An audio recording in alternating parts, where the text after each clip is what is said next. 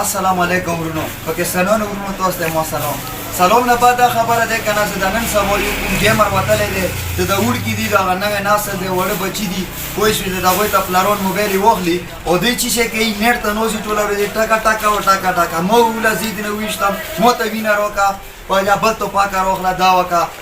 صاحب دې مو ډېر خلاف یې مونږ نوی نسل یې تباه و برباد کړو بله کیسه نشته دی چې شپې ورته کښېني دا نشته دی شپې 3 بجې دي که 2 بجې دي که 1 بجې دی که صوبایي اذانونه پوه شوه بس نه صوبایي اذانونو څخه دوی ګیم بند کړو بیا بالمنظور خو بیا ودې شي المنځونه نه کوي المونځ نه پېژني المنځونه یې وغورځول دین یې وغورځول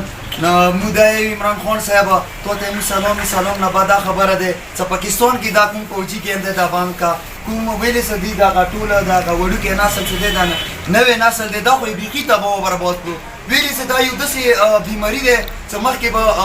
انسانان په ډرو باندې لګیا شو په ډر به څه کول اوس د نوې نسل لګیا دی چې شی کوي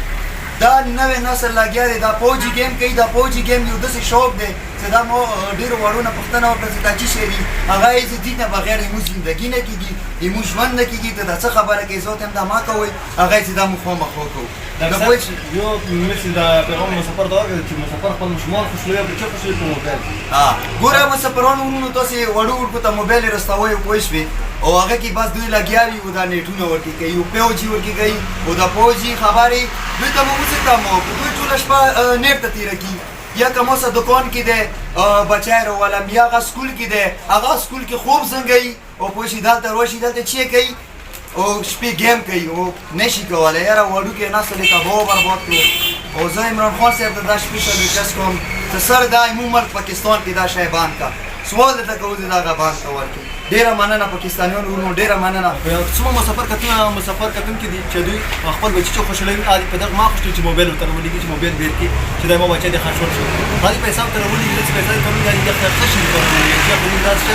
چې پیسو متاثر کړي هېڅ کله په دغه شي مستقبل نه جوړېږي چې موږ بچی په کنټرول کړو بهر نه وځي تماشو ته که بهر نه شي تماشې مو بند کړو خو د پوک دغه داسې نشه دی قسم دی که په دغه نه په ډر چارج آیس د دغه زیاته نشه دی د فوجي دی ویلي چې دا چې ته ټوله شپه وکړې سهار به دې خپېږي چې آخر کې ته کله او ګیم ختم کړې سهار به دې خپېږي هم ته بیا هم دا ګیم کوې لکه وینې شی چې څومره هم په نشې کې وي او نور هم پوسه نشه په کوي دا نه غواړي چې زه دا نشه نه وکړم ښه په خپل نشې کې وي او نور هم نشه کوي پلیز برای مهرباني چې څومره چې د چا په کور کې واړه ماشومان یا داسې نور رقم کمزوري دي چې څومره هم دي یو ته دي د فوجي ګیم بند شي ډېره مننه